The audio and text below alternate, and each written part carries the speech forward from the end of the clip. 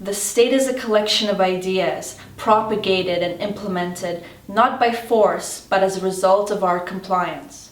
Human compliance occurs naturally, and like most natural resources, it can be cultivated and grown. So here we are, stuck in a feedback loop of watchful prevention.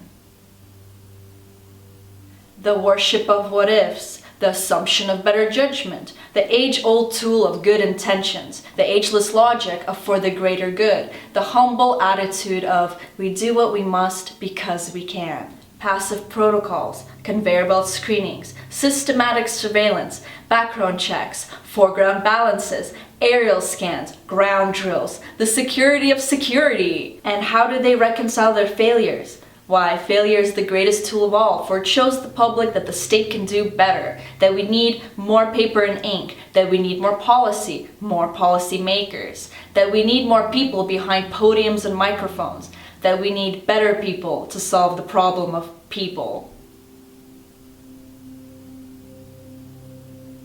There's a fetishism for preventative measures. The state is obsessed with stopping events from occurring. We have been preserved in a state of potentiality. Bad things might happen, bad people might exist, bad items might be sold, consumed, distributed, or dissolved untaxed.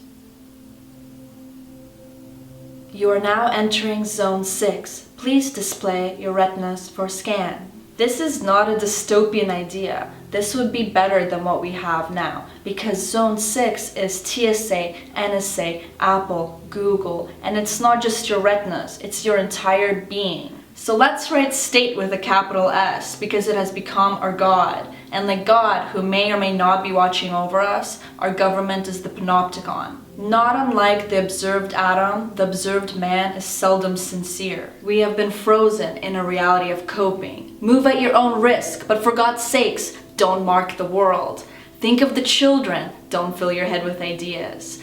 Please vibrate at the designated frequency. Best consume the approved narrative. And remember to live within the means of our reality. We are not shaped, we are misshapen.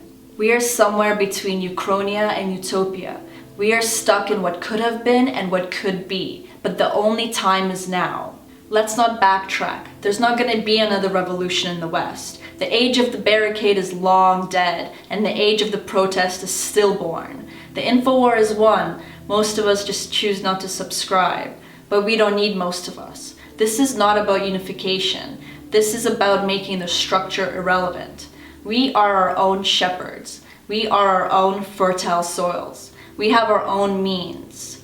And not all our ideas can be sold.